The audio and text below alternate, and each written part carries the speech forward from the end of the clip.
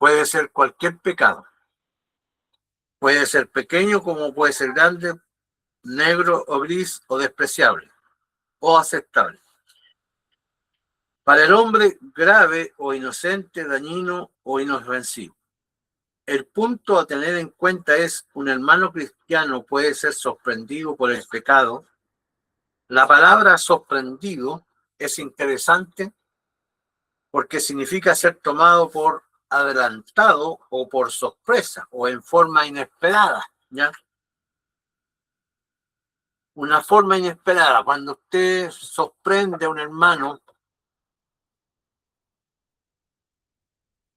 bueno, no podemos sorprender, hermano, hablando mal del otro. Pero eso ahora nosotros tenemos que conversar con el hermano antes de difamar, antes de ir a con el cuento, sino que tenemos que ser nosotros bien mesurados, tenemos que ser bien maduros para, ¿cierto? Si hemos sorprendido a un hermano, dice: un hermano cristiano puede ser sorprendido por el pecado, pero la palabra sorprendido es interesante. Significa ser tomado por adelantado o por sorpresa en una forma inesperada. No por cuento, porque a veces, hermano, a veces el cuento corre más rápido que lo real, lo verdadero, porque a veces inesperado. El chisme corre más rápido que la verdad. Entonces, tenemos que tener cuidado de esto, porque si nosotros no lo sorprendimos nosotros, no lo vimos nosotros con nuestros ojos, nosotros no tenemos el derecho de hablar en contra del hermano, ¿ya? Por eso que dice, sorprendido, es interesante aquí, significa ser tomado por adelantado o por sorpresa o en forma inesperada. O sea, usted puede sorprender a un hermano infragante, sorprenderlo, inesperadamente lo puede sorprender al hermano que está haciendo algo malo, algo desagradable. Pero ahora, si nosotros miramos a la mujer, cuando los hombres llevaban a la mujer que había adulterado, ¿cierto? Que la llevaron allá para enjuiciarla, para empedrarla. Pero Jesús, cuando se acercó, ¿qué le dijo? Jesús le dijo: mujer, vete, porque ni aún yo te condeno. O sea, Jesús siempre está mostrando el amor, hermano, mostrando el amor verdadero. Por eso que es importante que nosotros mostremos el verdadero amor para nuestro hermano. Si nosotros lo hemos sorprendido, porque Jesús, ¿cierto? Ve a esa mujer ahí, la traen a las plantas de Jesús, pero Jesús no la condenó, sino que le perdonó sus pecados. Si Jesús perdonó el pecado de esa mujer sorprendida en adulterio, ¿cuánto más nosotros? Que nosotros no somos ni la apariencia de Jesús, porque Él tiene toda la autoridad, porque Él es el Hijo de Dios. Entonces, nosotros no podemos juzgar ni condenar a un hermano por haber sorprendido. Entonces, nosotros debemos guardar el secreto de confesión. Y esto es tan igual porque yo aprendí cuando fui acólito en la Iglesia Católica, nos enseñaban mucho esto los curitas, de que el secreto de confesión, que se llama. Y nuestros padres en esos tiempos nos enseñaban que uno tenía que ser ciego, tenía que ser sordo y tenía que ser mudo para muchas cosas que uno podía ver, oír, ¿cierto? O hablar. Entonces tenía que ser las tres formas. Eso es lo que nos está llevando, porque a veces, hermano, el comentario mal versado hacia el hermano por haber tenido un desliz, haber tenido un pecado, muchas veces lo avergonzamos, al hermano lo humillamos por haber pecado, y debe suceder todo lo contrario, que nosotros tenemos que restaurar al hermano. Nosotros que somos creyentes tenemos que restaurar al hermano. Él nunca lo sospechó, de hecho ser sorprendido por un pecado grave fue a veces, si es que lo fue, una preocupación, puesto que él pertenece a Cristo y vivía en Cristo. Sin embargo, cuando un hermano es atrapado por el pecado y se desliza y cae, la pregunta es, ¿qué debe hacerse?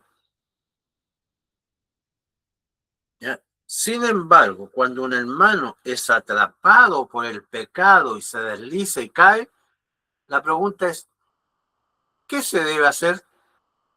Las escrituras son claras. Los hermanos cristianos deben restaurarlo. La palabra restaurar, catarsite, que es una palabra que se usa para arreglar un brazo o una pierna fracturado, o para arreglar redes o para cortar algo que ha crecido en el cuerpo. ¿Ya? Entonces, si nosotros vamos a la enseñanza de que, ¿cierto?, es una palabra que se usa para arreglar un brazo, dice, ¿ya?, o una pierna fracturada, dislocada también, ¿cierto? Hay, hay personas que se dedican a arreglar los huesitos, ¿ya? Arreglan los huesitos, ¿ya? Pero en el caso de este hermano que se deslizó, tenemos que actuar tal como ese componedor de hueso. Tenemos que restaurar esos huesitos. Tenemos que restaurar a esa persona tal como lo hizo, ¿cierto?, esta persona que se dedica a esto. Entonces, por lo tanto, la enseñanza que nos deja este versículo número 1, de que vosotros que sois espirituales,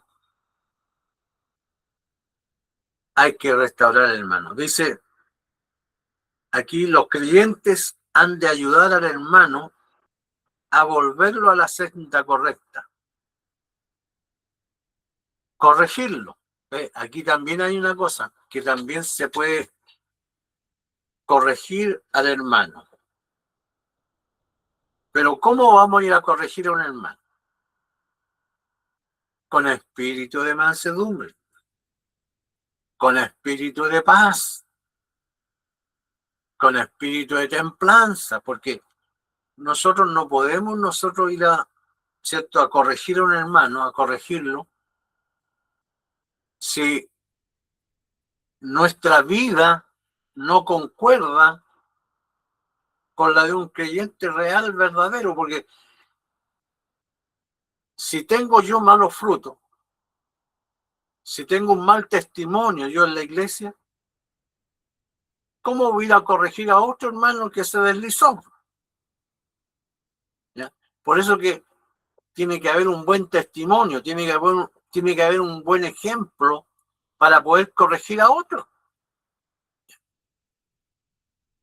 para restaurar a otro, para conducirlo de regreso, ayudarlo a cortar la raíz del pecado, porque por eso que es importante el fruto del Espíritu Santo en nuestros corazones, porque si no hay frutos reales, verdaderos en nosotros, no podemos nosotros restaurar a otro espiritualmente.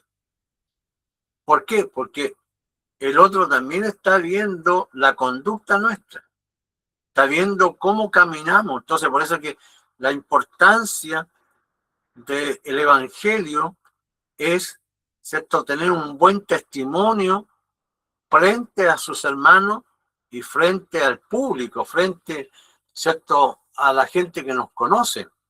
¿Por qué? Porque para volver a otro hermano a la senda correcta, nosotros en primer lugar tenemos que dar un buen testimonio, ser nosotros correctos.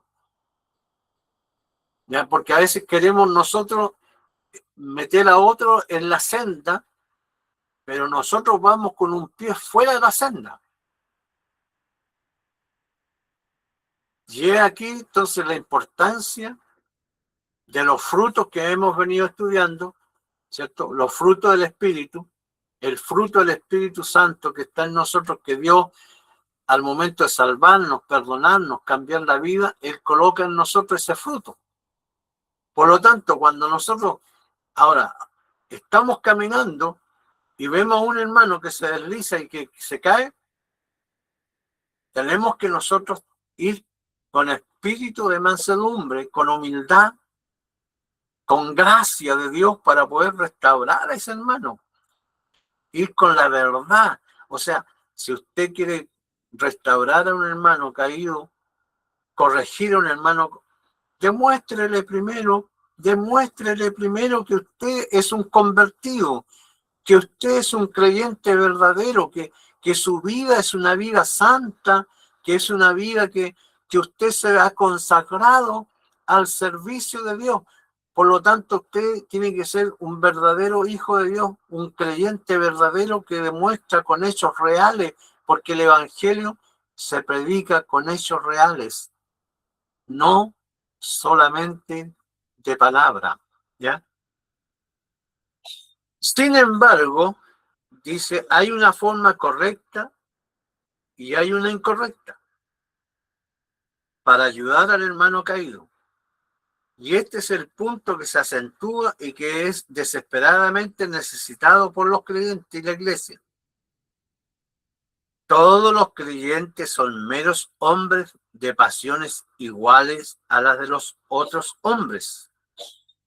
Siempre hay algunos sorprendidos por el pecado.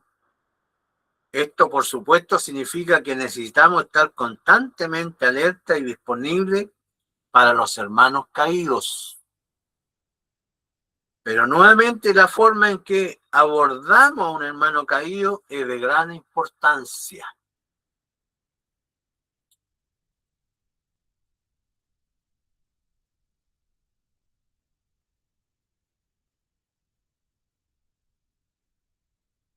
Pero nuevamente la forma en que abordamos a un hermano caído es de gran importancia. Es un asunto muy delicado. El hermano estará muy sensible y probablemente confundido y con facilidad para sentirse avergonzado. Puede llegar a sentirse tan avergonzado que le daría mucha vergüenza regresar a la comunidad de los creyentes. ¿Ya? Pero también podría llegar a sentir que no sería bienvenido dado que lo que ha hecho no es aceptable entre los creyentes. Ha fracasado y lo ha hecho públicamente y ha perjudicado el nombre de Cristo y herido a la imagen de la iglesia. Conoce la actitud de la iglesia y de los creyentes acerca del tema. Por lo tanto, a no ser que se le aborde con espíritu correcto, podría perderse para el reino para siempre. ¿Ya? Cuidado con esto, porque a veces hemos perdido hermanos para siempre. Lo hemos perdido de nuestra congregación. Entonces, ¿cuál es el tema de Gálatas, de la importancia del apóstol Pablo que le habla a los Gálatas? Es cuidar la grey de Dios, es apacentar la grey de Dios. O sea, aquí muchas veces le podemos echar la culpa al pastor o le podemos echar la culpa a los hermanos guías, a los oficiales, los que van al frente, son los que tienen que cuidar la congregación. Pero el versículo 1, por eso que la palabra, si alguno, la palabra alguno es importantísima en esto, porque le está hablando a toda la congregación. Por eso que aquí, por lo tanto, a no ser que se le aborde con espíritu correcto, podría perderse para el reino para siempre. Y esto, por supuesto, significa que el ministerio de la restauración es de importancia suprema, puesto que está en juego la vida de un hermano querido. Lo que se debe advertir a la iglesia es esto: el ministro de la restauración, el ministerio de la restauración es el ministerio de Dios. Es el ministerio para el cual Dios nos ha llamado. Debemos andar restaurando hombres para el reino de Dios y la comunidad de su iglesia. Si hoy día, hermano, nosotros como creyentes, si hoy día le diéramos la importancia al ministerio de la restauración, la iglesia estaría llena. Las iglesias estarían llenas siempre con sus mismos números de incluso crecida. ¿Por qué? Porque este ministerio de la restauración hoy día casi nadie le importa, no le interesa al hermano que cayó, al hermano que tuvo su desliz. Lo abandonan totalmente y que se la arregle sola, ¿ya? Que se la arregle sola, como, así como se fue, que se vaya nomás. Pero ¿cuál es el espíritu de Dios? El espíritu de Dios nos dice que nosotros tenemos un ministerio de restauración. Entonces el deber nuestro es restaurar a nuestro hermano caído. Yo no sé, ahora usted, ¿cuál es su ministerio? A lo mejor usted está pensando en el ministerio, ¿cierto? De llegar a ser un predicador, ser un gran pastor, de ser allá. Pero si no comienza a restaurar, hermano, en la básica, no va a llegar nunca a la enseñanza media ni a la universitaria espiritual. Tiene que comenzar ahora. Usted tiene que comenzar ahora a preparar a sus hermanos. ¿Ya? Que Dios les bendiga. Debemos andar restaurando hombres para el reino de Dios y la comunidad de su iglesia. Entonces, de hoy en adelante, vaya pensando cómo va a restaurar a su hermano. Piénselo usted, porque usted tiene el Espíritu Santo. Como usted tiene el Espíritu Santo en su corazón, usted tiene que pensar en restaurar a su hermano que cayó, a ese hermano que se deslizó, o a ese hermano que ya no le interesó la iglesia, porque, mire, si en la realidad a veces la iglesia, hermano, las perspectivas que traen los hombres a veces traen de afuera perspectivas que en la iglesia van a crecer, que en la iglesia van a tener puestos, que van a tener, no sé, una prosperidad material, y después no se logra. Los hermanos como que se van decepcionados de la iglesia y se van porque no recibieron nunca nada. Pero aún así nosotros tenemos que cumplir nuestro ministerio, ese ministerio de restauración. Restaurar al hermano que está caído. Debemos andar restaurando hombres para el reino de Dios y la comunidad de su iglesia. En primer lugar, dejar que los creyentes espirituales manejen el tema, ¿ya? Segundo lugar, acercarse al hermano con un espíritu de mansedumbre. En tercer lugar, considerarse a sí mismo. En el cuarto lugar, cargar cada uno con la carga del otro. En el quinto lugar, confesar la propia insuficiencia. En el sexto lugar, examinar la propia obra. Y en séptimo lugar, advertir la responsabilidad propia. Vamos ahora, eso es lo que era toda la introducción a este capítulo número 6. Vamos a ir mirando nosotros de a poco porque no vamos a alcanzar a todos los versículos, pero vamos a partir por el versículo 1. Dice: restauración, descarriado y deber del creyente.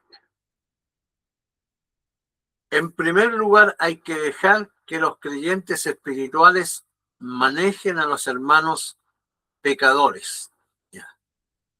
Los creyentes espirituales son los que caminan en el espíritu. ¿Cómo puede decir la iglesia si un creyente es espiritual? Si realmente está caminando en el espíritu. El pasaje anterior dice como carga el creyente con el fruto del espíritu. Vamos a mirarnos lo que nos dice Gálatas en el capítulo 5, en el versículo 22 y 23, que nos dice: mas el fruto del espíritu es amor, es gozo, paz, paciencia, benignidad, bondad, fe, mansedumbre, templanza, y contra tales cosas no hay ley. Entonces, el hombre espiritual, como yo le decía anteriormente, el hombre espiritual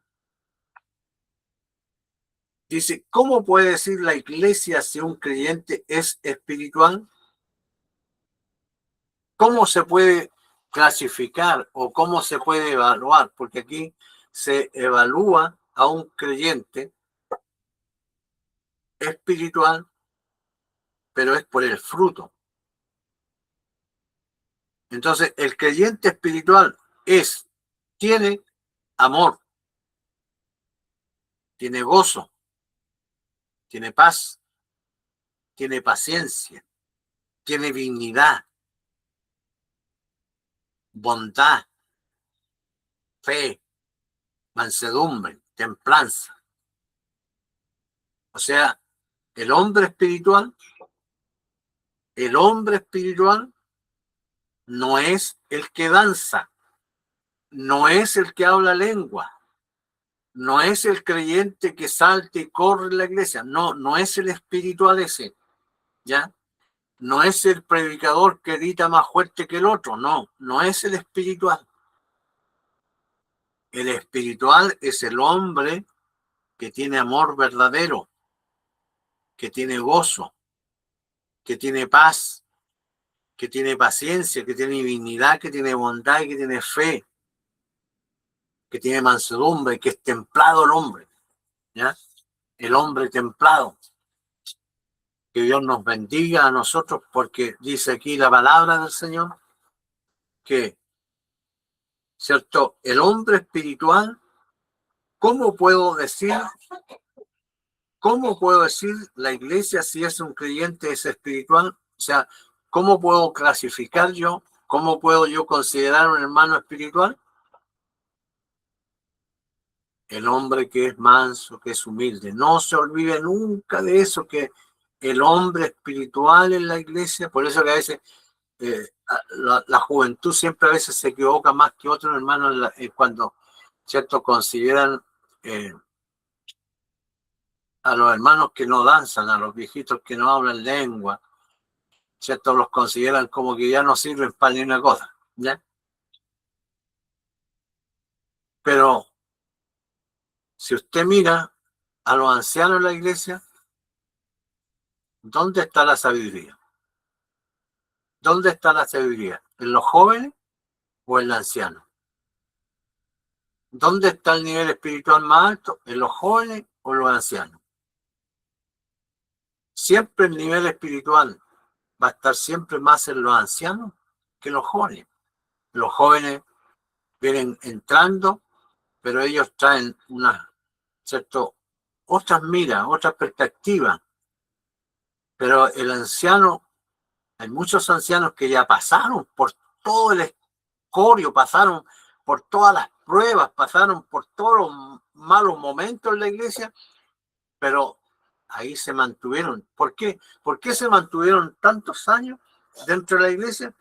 ¿Por qué? Porque el Señor puso un fruto dentro de ellos, puso el Espíritu Santo, por lo tanto se formó una templanza, se formó mansedumbre, se formó en el Espíritu, se formó la paz, el amor, el gozo, ¿ya? Que Dios nos ayude, hermanos amados. pasaje dice que de Gálatas 5, 22, 23 no habla del amor, la resignación, la fe, el gozo, la benignidad, la mansedumbre, la paz, la bondad, el control propio. El creyente vive una vida crucificada con Cristo. Es una vida de sacrificio, de negación propia. El creyente ha crucificado su carne con las pasiones y las lujurias. Entonces, el hombre espiritual, ¿cuál es el hombre espiritual? Vamos entonces nuevamente al hombre espiritual. Dice que el creyente espiritual vive una vida crucificada con Cristo.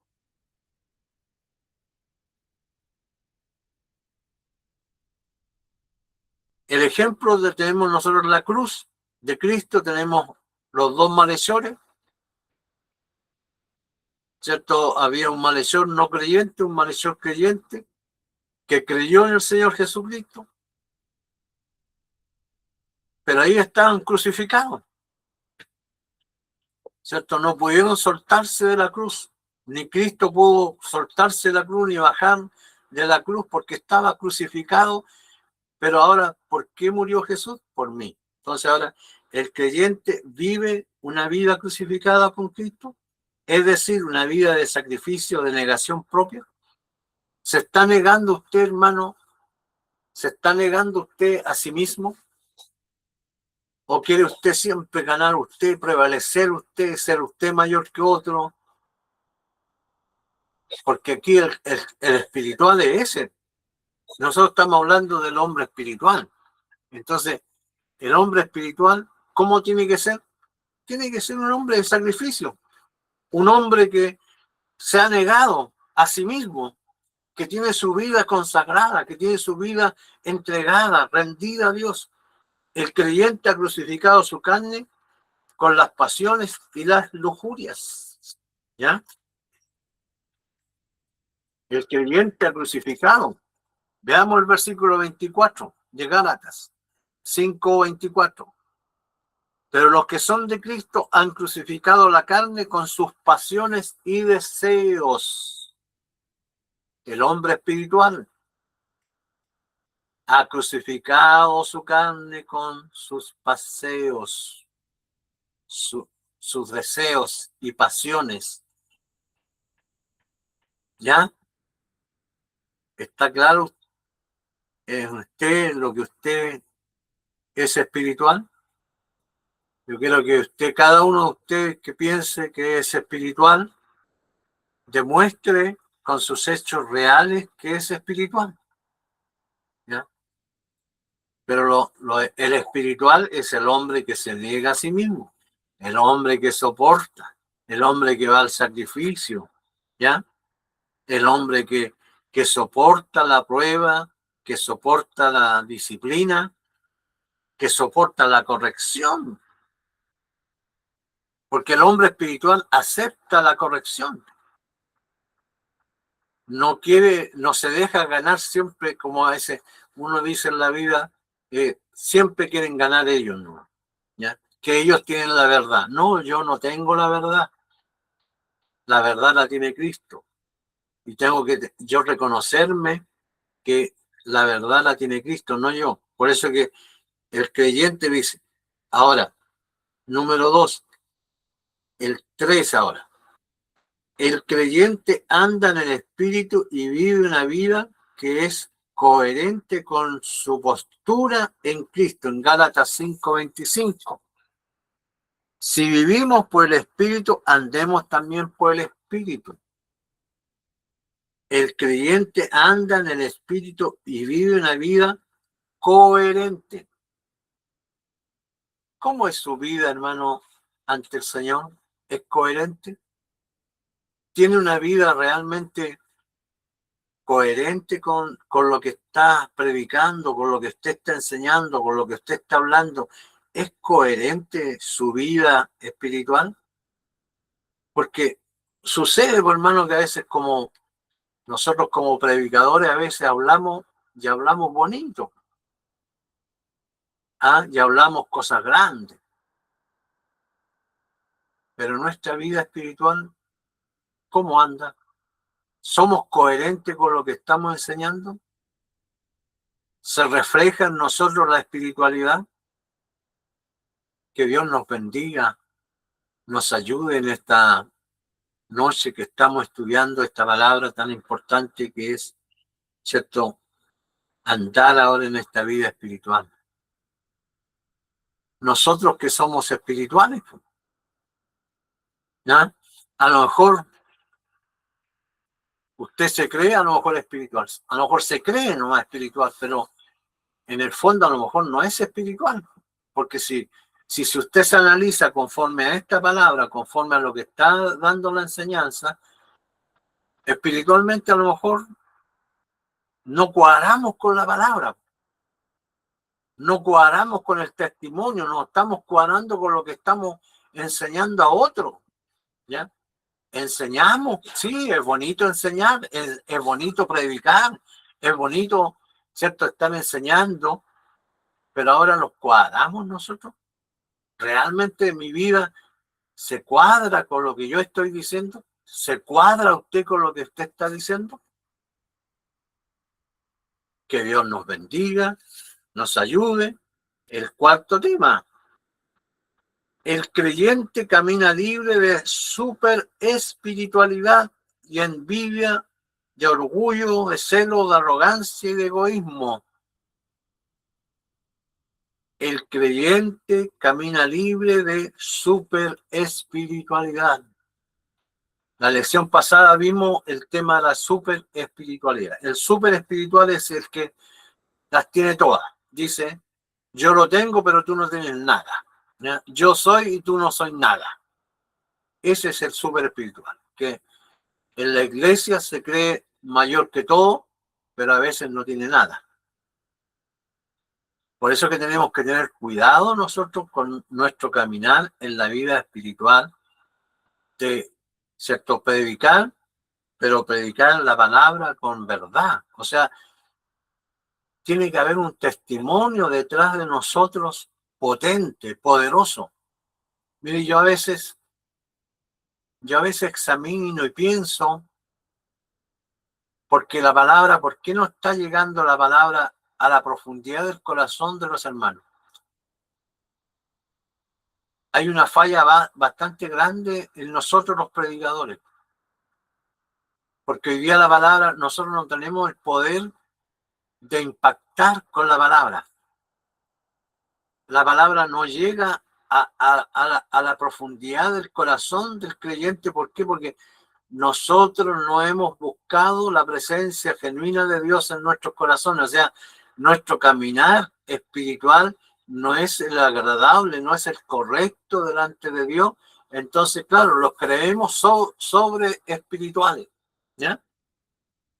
Y nos creemos súper, ¿ya? Yo soy el mejor que todo. Soy el más grande, yo soy el más bacán, como dicen algunos hermanos. ¿Ah? Pero ahora realmente su vida espiritual, porque cuando esos hermanitos a veces súper espirituales se les toca la yaya, se les toca, ¿cierto?, su herida, se encorvan, se levantan, se enojan. No les gusta que le hablen del pecado que lleva oculto en el corazón. ¿Por qué? Porque son súper espirituales. Entonces, como son súper espirituales, no quieren que nadie les hable de lo contrario de la condición de vida que ellos llevan. Porque son mejores que los demás. Pero el Señor nos lleva que el creyente dice que camina libre de la super espiritualidad, libre de la envidia, libre de orgullo, libre de celo, libre de arrogancia, libre de egoísmo. O sea, el hombre espiritual, como dice aquí la palabra, si usted va al versículo 1, dice, hermanos, si alguno fuere sorprendido en alguna falta, vosotros que sois espirituales. Y aquí yo estoy hablando con mis hermanos espirituales. Yo estoy hablando con hermanos espirituales. No estoy hablando con hermanos carnales, sino con hermanos espirituales. Entonces, si estoy hablando con hermanos espirituales, ninguno de ustedes debería tener envidia, no debería haber orgullo, no debería haber celo, no deberían haber arrogancias, egoísmo. ¿Ya? ¿Cuántas veces de nosotros nos sentimos llenos de orgullo, orgullosos de sí mismo, orgulloso del logro, orgulloso porque tengo un puesto en la iglesia, soy orgulloso porque eh, yo me merecía este puesto. Por lo tanto, yo ahora soy grande, pero a lo mejor, claro, a lo mejor es grande, a lo mejor tiene lindo puesto en la iglesia, pero dejó de ser espiritual. Examínese, mi hermano, mi hermana, examínese su vida espiritual. ¿Será usted realmente espiritual? Ya. A lo mejor hay hermanos y hermanas que se sienten menoscabadas porque a lo mejor no tienen lengua para hablar, no tienen dones, no se manifiesta el Señor, no danzan, no corren en la iglesia, pero eso, ¿quién los va a medir por eso? Si eso no es lo más importante, no es lo más lindo.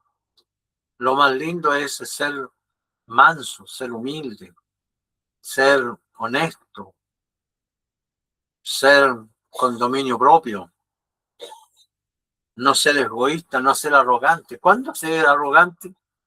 ¿Ya?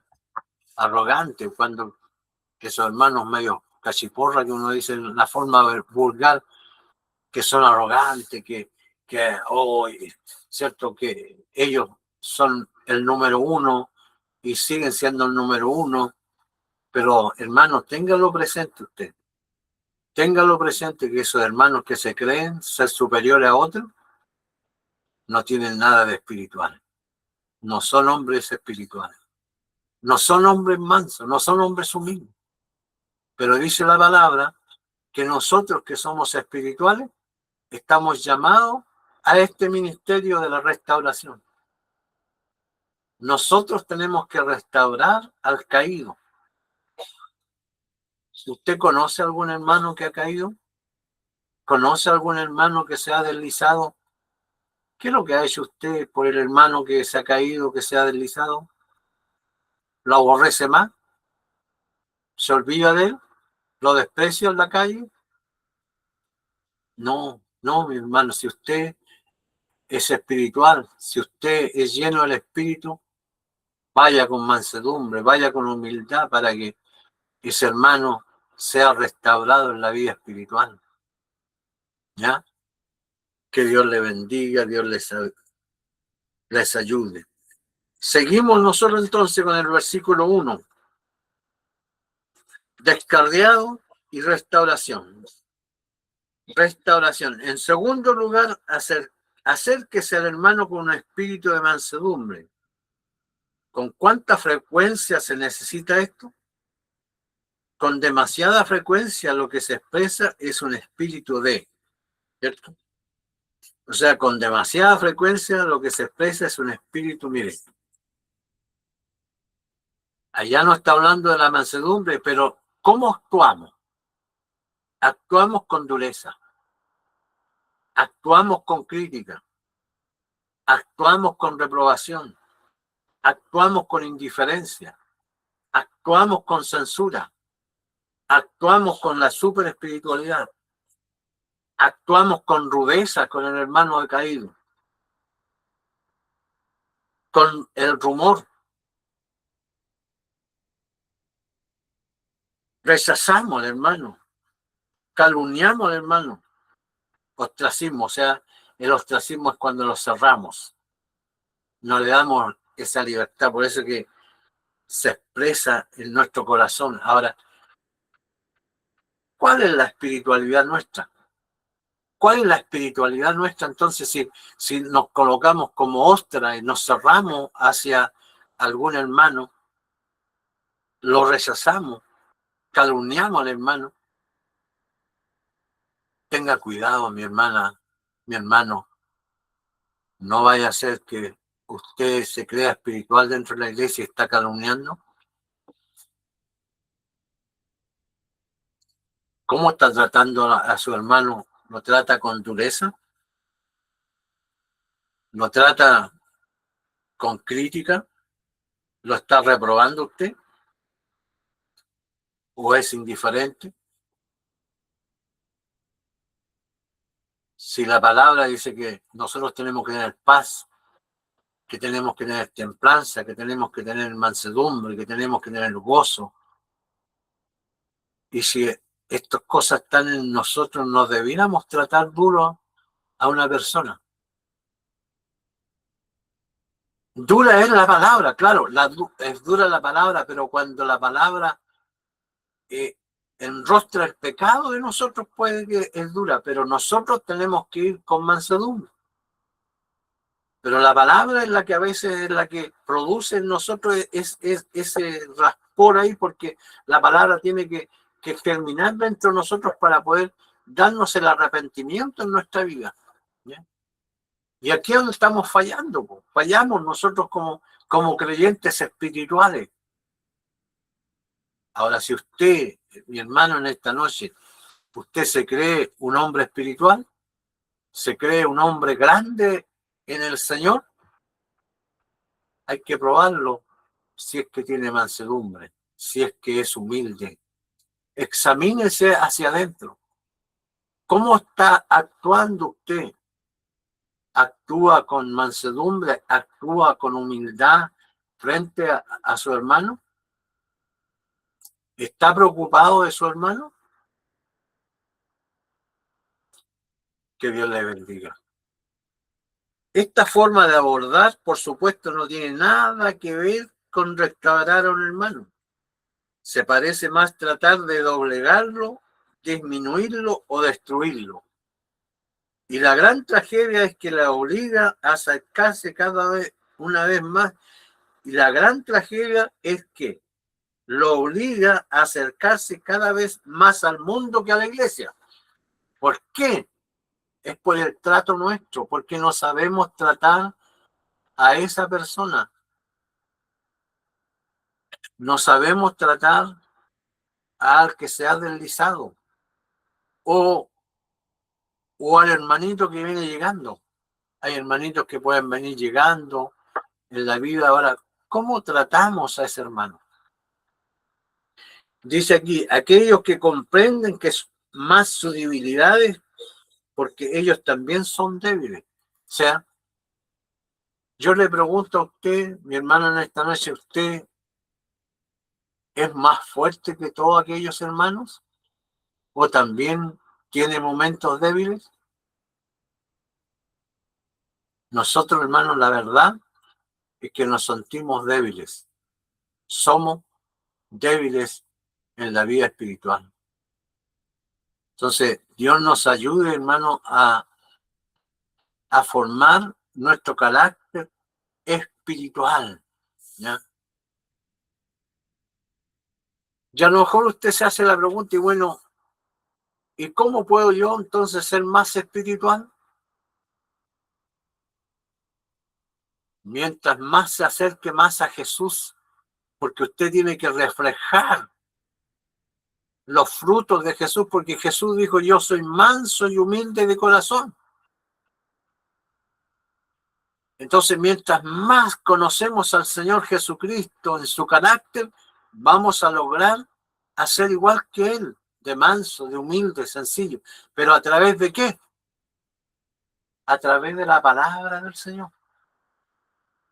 Cuando más comimos la palabra del Señor, cuando los alimentamos por la palabra del Señor, nosotros vamos a ser más humildes, más sencillos, ¿ya?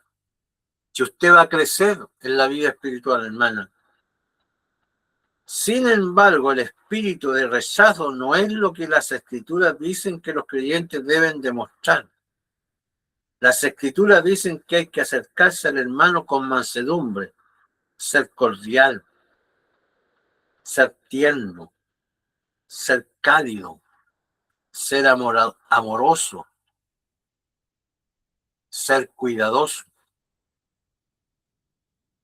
Si tratar sus pecados, pero con él no con los demás. Miren, este es el secreto más grande. Trate usted, ¿cierto?, ese pecado con su hermano, pero dice, si su hermano ha pecado, vaya usted, converse con él, repréndalo. Reprender no significa, hermano, que usted lo va a zarandear. No, reprender significa que va a enfocar y a enrostrar a lo mejor el pecado que cometió, pero siempre con mansedumbre. Y aquí dice, en este estudio dice, no con los demás, vaya solo. No lo comente a los otros. No le diga a los otros, fíjate que el hermanito cayó. Mire, hay una cosa delicada, incluso en los instrumentos que a veces Dios le revela el pecado de su hermano, porque el Espíritu Santo, hermano, revela el pecado de otro a veces. Pero aquí tenga cuidado, hermano, estos que son instrumentos en las manos del Señor. Si Dios le reveló a usted el pecado de su hermano,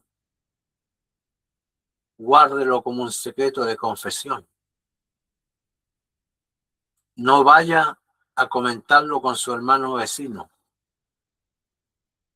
No vaya a conversarlo con su hermano amigo. No, vaya a orar primero. Lo primero que se debe hacer es cuando el Señor le revela el pecado. Por ejemplo, hay casos de que hermanas tienen sueño. Ya.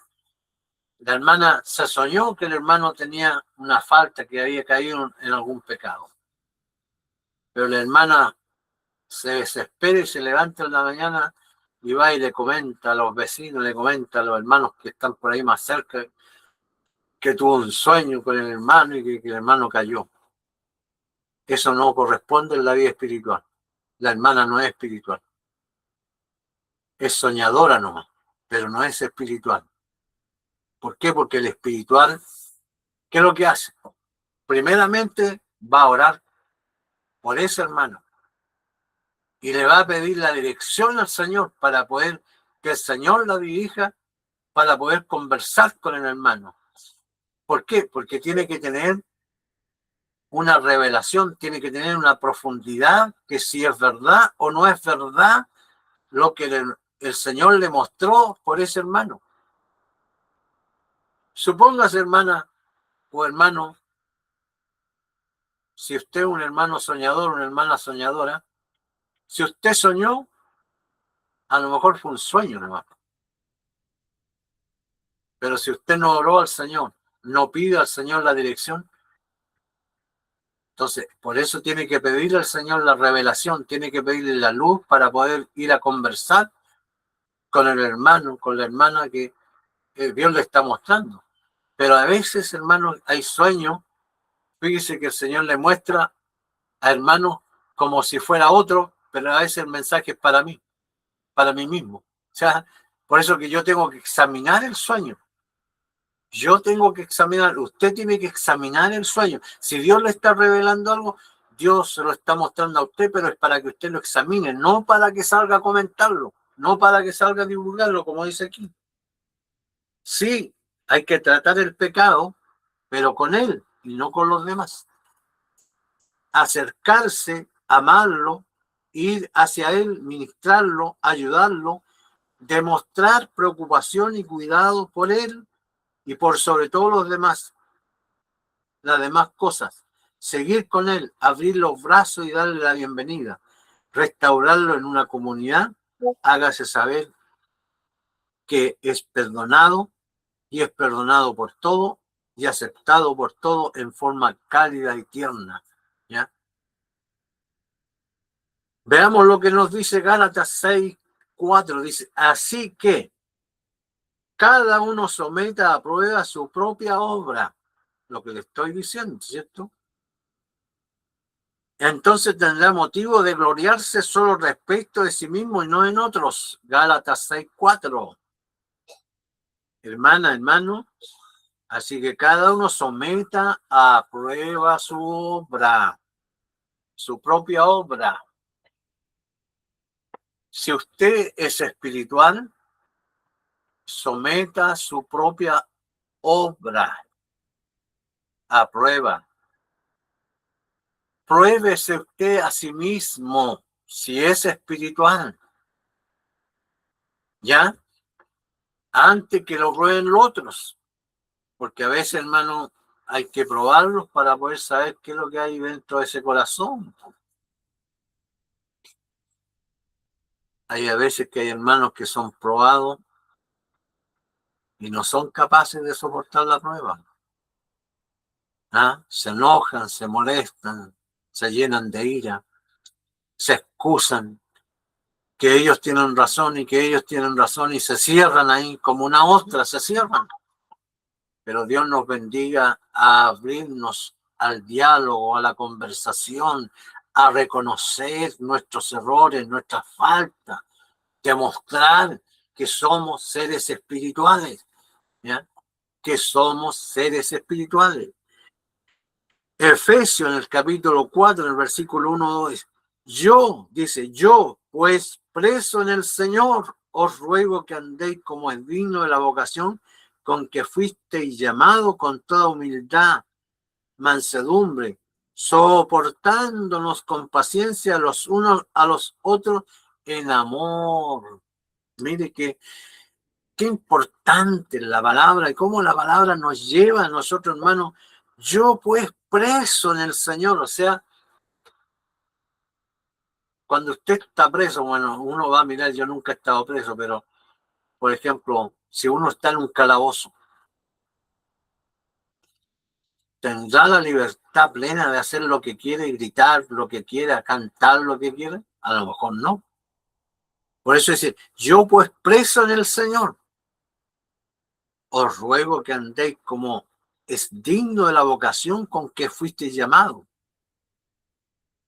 con toda humildad, mansedumbre, soportándonos con paciencia los unos a los otros, en amor,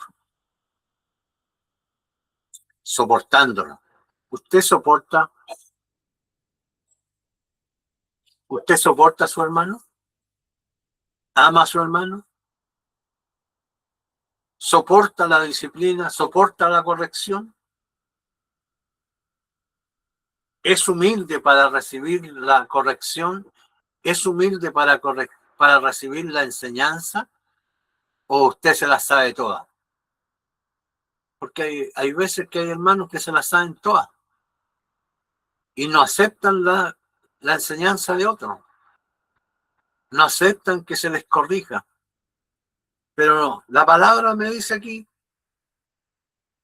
que como es digno de la vocación con que fuiste llamado, usted fue llamado a una vocación digna, hermano. Pero dice con toda humildad, mansedumbre, soportando con paciencia a los unos a los otros en amor. Segunda de Timoteo, capítulo 2, versículo 25. Que con mansedumbre corrija a los que se oponen, pero si quizás Dios les conceda que se arrepientan para conocer la verdad, mire. Que con mansedumbre se corrija a los que se oponen, por si quizás Dios les conceda que se arrepientan para conocer la verdad. O sea, ¿se da cuenta usted que la tarea suya es mostrar solamente camino, mostrar cariño, mostrar amor? Para que si Dios lo quiere perdonar, lo quiere restaurar, Dios lo va a restaurar, porque es Dios quien restaura, ¿ya? Siempre es el Señor, por eso que nosotros tenemos que cumplir la labor del ministerio, sí, de la restauración. Nosotros tenemos que ir con mansedumbre, tratar de querer, ¿cierto?, restaurar al hermano, pero siempre cuando, ¿cierto?, que Dios le conceda al hermano el arrepentimiento, porque el hermano tiene que arrepentirse, la hermana tiene que arrepentirse. Si Dios le concede esa oportunidad, tiene que aprovechar esa oportunidad que Dios le está dando para arrepentirse, ¿ya? Ahora dice el 6.1, siempre vamos con la restauración, ¿cierto? La restauración del descarriado. En el tercer lugar dice, considérese a usted mismo porque usted también puede ser tentado y sorprendido por el pecado. En el versículo 1 dice, ¿cierto? En la tercera parte dice,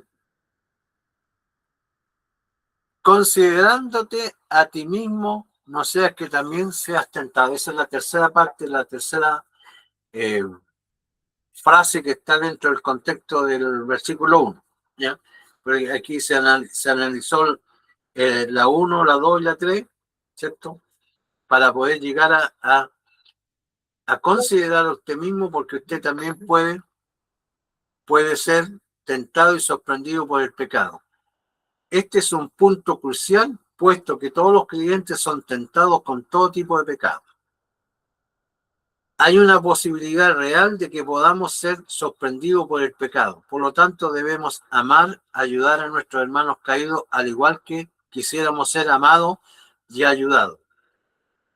La palabra considerar, que es escopón, significa mirarse a sí mismo, pensar en uno y prestar atención a uno mismo. Eso es lo que significa considerarse.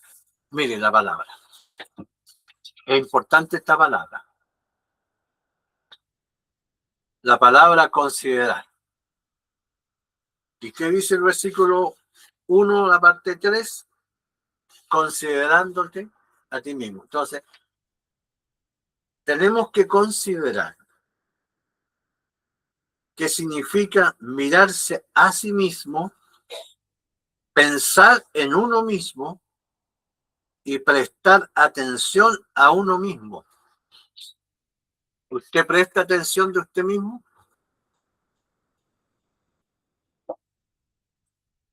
A veces podemos pensar que es como, ¿cierto?, un poco vanidoso, porque bueno, los vanidosos siempre se andan mirando el espejo a sí mismos. Pero la parte espiritual no es vanidad, sino que es preocuparse de la vida espiritual nuestra. Por eso considerar, esta palabra considerar es importantísima. Anótela usted en su memoria. Considerar significa mirarse a sí mismo, pensar en uno y prestar atención en uno mismo. Significa mantener un ojo alerta respecto de uno mismo. Mire qué importante. Hermano, que usted me está escuchando en esta noche. ¿Tiene su ojo alerta hacia usted mismo? ¿Tiene su mirada puesta en usted mismo? ¿Cómo se está considerando usted? ¿Cómo está usted en su vida espiritual? Antes de proceder con otros o de criticar a otros que están mal. Porque a lo mejor yo estoy criticando y puedo estar más que el otro. Que a lo mejor no lo estoy demostrando, a lo mejor no se me nota. ¿Sí o no? Pero ahora usted significa mantener un ojo alerta respecto de uno mismo. Si realmente tomamos en cuenta el asunto, entonces alcanzaremos con amor y mansedumbre ayudar a nuestro hermano caído. Debemos ayudarlo, dado que todos estamos sujetos a ser sorprendidos por el pecado. La cita que les di, 1 Corintios 10:13 también, es la misma que les leí al principio. No os ha sobrevenido ninguna tentación que no sea humana, pero fiel es Dios, que no os dejará ser tentado, más de lo que podáis resistir, sino que dará también juntamente con la tentación la salida para que podáis soportar. 1 Corintios 10:13, 2 de Pedro 3:17 dice, así que vosotros, oh amados, sabiéndolo de antemano, guardaos, no sea que arrastrado por el error de los inicuos, caigáis de vuestra firmeza. ¿Ya? Segunda de Pedro 3:17. ¿Cómo está su firmeza espiritual? ¿Usted es un hermano, usted es una hermana firme en el Señor? Pero tiene que demostrar cómo está su firmeza. Así que vosotros, hermanos, dice, sabiendo de antemano, guardaos, no sea que arrastrado por el error de los inicuos, caigáis. O sea que nadie está libre aquí, hermano. ¿Se da cuenta? Nadie está libre de caer. Por eso que en esto es importante, hermano, de no mirar por sobre el hombro para otro hermano. No, porque el otro hermano puede, ¿cierto? A lo mejor cayó, pero yo no soy mejor que el otro. No soy mejor que el otro hermano. Me puedo caer. Aquí dice la palabra, porque la palabra dice, no sea que arrastrado por el error de los inicuos, caigáis de vuestra firmeza. ¿Cómo está su firmeza, mi hermano? Hermano joven, hermana señorita, hermano adulto, ¿cómo está su firmeza en el Señor? Porque la palabra dice, el que se cree firme, mire que no caiga. Entonces estamos nosotros en esa firmeza espiritual. Que Dios nos bendiga en esta noche. Dios bendiga esta su palabra. Que vamos en un solo versículo estudiando. La próxima clase va a ser Gálatas 6:2. Y ahí vamos analizando palabra por palabra, porque tenemos que aprendernos nosotros el significado de Gálatas. Sabemos nosotros que los Gálatas, el apóstol Pablo le escribió las Gálatas, esta carta a ellos, porque los Gálatas, todos sabemos que cómo comenzaron los Gálatas, ellos fueron todos hombres espirituales, ¿ya? Pero ahora el Señor le dice, pero, oh Gálatas insensato, ¿quién os estorbó a la verdad si comenzasteis en el espíritu y vas a acabar en la carne? Váyase meditando usted. Usted es espiritual, que no vaya a terminar en la carne. Que no termine en la carne. Que Dios les bendiga, que Dios les guarde. Y el próximo miércoles los vemos en este mismo estudio. El que esté interesado puede seguir este estudio para el próximo miércoles. Hay una oportunidad, si alguno quiere saludar, quiere despedirse, puede hacerlo.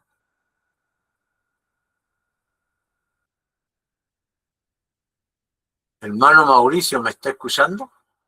Mauricio Luna.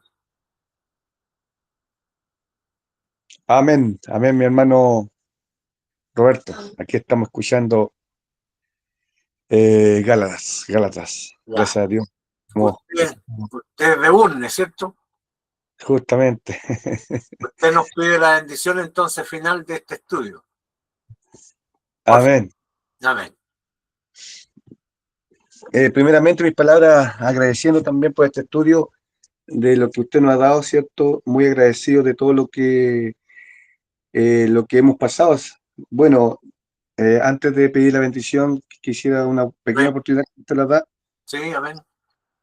para todos mis hermanos que, mire, disculpando si no sé cómo se verá, pero yo siempre he dicho que este grupo o el grupo ministerial de ustedes, de mi hermano Roberto, que ha hecho mucho bien para el entendimiento y el conocimiento de cada uno de nosotros. Hablo de mí también porque me han fundado por los de abajo. Y yo le puse como nombre los de abajo, los que están muchas veces escondidos, ¿cierto? Y he aprendido mucho de esto porque siendo un hombre, en primer lugar, en aquellos días, de buscando y no hallaba, no encontraba, ¿cierto? Y obviamente que yo me iba a los ancianos de la iglesia y lamentablemente los ancianos pensaban que yo lo estaba probando, en este caso. Así que Dios me lo envió a usted, pues, a usted, hermano Roberto, y a todos los que están aquí, en la cual muy agradecido de todos ustedes, sobre todo, ¿cierto? Le amo en Cristo, a los hermanos que no conozco también, ¿cierto? Porque si no tuviéramos el amor de Cristo, no podríamos amar, ¿no? Sería un amor humano, ¿no? Así que esas son mis palabras, mi hermano Roberto, muy agradecido y pido la bendición, ¿ya? Amén. Amantísimo Padre Celestial, Dios del cielo, de la tierra, omnipotente, omnisciente, omnipresente, Jehová de los ejércitos, Dios de Israel. En esta hora, Padre Celestial, estamos congregándonos con mi hermano Roberto en esta hermosa bendición que tú nos das, Señor, por Gálatas capítulo 6, versículos del 1 al 5, Señor, en la cual, Señor, tú nos has dado el primer versículo, Padre, de aprendizaje para nuestra vida. Padre Celestial, que esto que tú nos has concedido, Padre, para ser humilde, Señor, como dice tu palabra allí, con mansedumbre, traer al hermano, Señor, que está perdido allí muchas veces, Padre, pero con tu contentamiento de espíritu, Padre Celestial, en el nombre de Jesús. Bendice a todos mis hermanos que estuvieron aquí, que han estado, Señor, juntamente a esta palabra, Padre Celestial, como si también bendice a mi pequeño pueblo, Señor, que también manejo mi Cristo amado. Gracias a mis hermanos y gracias a ti, mi Cristo amado. Esta bendición que cae del cielo, que la gracia de nuestro Señor Jesucristo, el amor de Dios y la comunión de tu Santo Espíritu sea con cada uno de nosotros. Amén, amén, amén. Gloria a Dios, gloria a Dios, gloria a Dios. Gloria a Dios. Gloria a Dios. Gloria a Dios. Gloria a Dios. Amén, Que Dios les bendiga, mis hermanos. amén, mi hermano. Amén. Amén. Los vemos el próximo miércoles. Amén. Amén.